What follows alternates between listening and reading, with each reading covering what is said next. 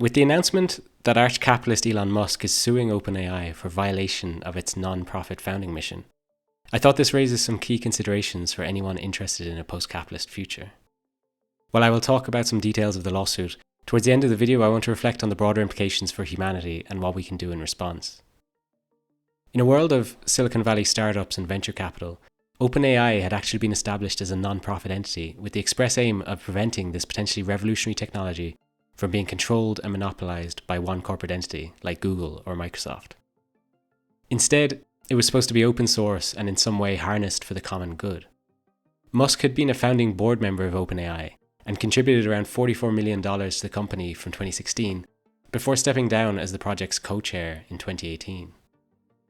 His lawsuit alleges that OpenAI has been transformed into a closed source, de facto subsidiary of the largest technology company in the world, Microsoft. Under its new board, it is not just developing but is actually refining an artificial general intelligence to maximize profits for Microsoft rather than for the benefit of humanity. Rather than a pure non-profit, however, OpenAI is actually an unusual hybrid in its structure. Yes, it has a non-profit board whose duty is to humanity rather than investors. However, the board in turn oversees a for-profit entity, albeit one whose profit-making ability is actually capped. Tensions around this, and suspicions that OpenAI was recklessly releasing new AI products too quickly, were part of what led to the famous ousting of the CEO Sam Altman last year, before a backlash led to him being brought back in. You can see how Musk can point to an alleged deviation from the founding charter. After creating its for-profit arm, OpenAI took $13 billion investment from Microsoft, giving it 49% ownership of that side of the company, exclusive license to some of its tech, and the company has also been more closed about recent versions of ChatGPT. According to the lawsuit then, OpenAI has been transformed into a closed source de facto subsidiary of the largest technology company, Microsoft. Musk is asking the court to order OpenAI to accord with its founding agreement and make its research and technology available to the public, as well as prohibit the company's executives and Microsoft from receiving any financial gain from its work.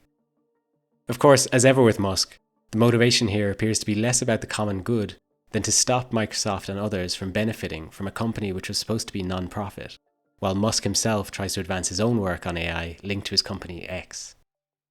In this case, broad and difficult questions are raised about how social change can come about through social enterprises and hybrid organizations, and the potential for what is called isomorphism, or the drift of a not-for-profit or cooperative enterprise that tends to happen where it ends up looking and acting like a conventional enterprise.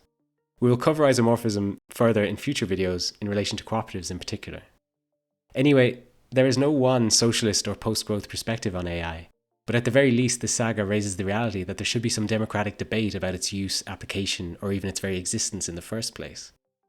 The broader controversies are well known at this stage, including around the impact on workers, on creative professions, and worries around their parasitic relationship to work published on what should be the commons of the internet. There are even well-founded ecological concerns, with the founder of OpenAI noting that we need a breakthrough in nuclear fusion to meet the energy demands of this technology. What we see in this case is a shallow meaning of open source, where private companies sit on top of the collective labour of humanity and twist it to their private gain. Just months before he co-founded OpenAI, Altman said, "AI will probably most likely lead to the end of the world, but in the meantime there'll be great companies." On top of this, the policy chief at GovAI, a leading safety think tank, has said that if you were worried about capitalism in its current form, you should be even more worried about a world where huge parts of the economy are run by AI systems explicitly trained to maximize profit. It's hard to know precisely where to put our concerns around this topic, especially when it relates to a technology that nobody understands, and that, as one commentator put it, is more akin to poking at a petri dish than coding a new program. One article linked to in the description notes that, so far, when socialists weigh in on AI, it's usually to highlight AI-powered discrimination, or to warn about the potentially negative impact of automation in a world of weak unions and powerful capitalists. But the left has been conspicuously quiet about a nightmare scenario, that advanced AI could kill us all. Rather than debating open source versus closed source AI, we could debate whether we want to develop AGI at all. The fanatical accelerationists are gung-ho in favour of AI no matter the risks, but we need more decelerationist and Luddites who, rather than assuming all technological change is inevitable, try to adapt it to human and ecological values. This gets to the spirit of Luddism, which was never a knee-jerk backwardness or rejection, but rather a judicious engagement with new technologies, and its rejection when it is destructive of human culture. We need a renewed Luddism, a healthy skepticism of what we are told is technological progress. The development of AI and its corporate domination is only inevitable if we all believe it to be so. We should therefore slow down. But capitalism doesn't want that, because AI is the perfect worker. As AI becomes increasingly dominant, does this mean doing away with the internet in some way? Not necessarily. The writer Dougal Hine has recently written about this in relation to his attempts to cherish the handmade web, those rare corners of genuine human-scale connection on the internet, which cannot be replaced by artificial intelligence-generated dross. What I'm going to call the handmade web is the way that some of us are using the network not against itself necessarily, but against the logic that tends to dominate its larger spaces.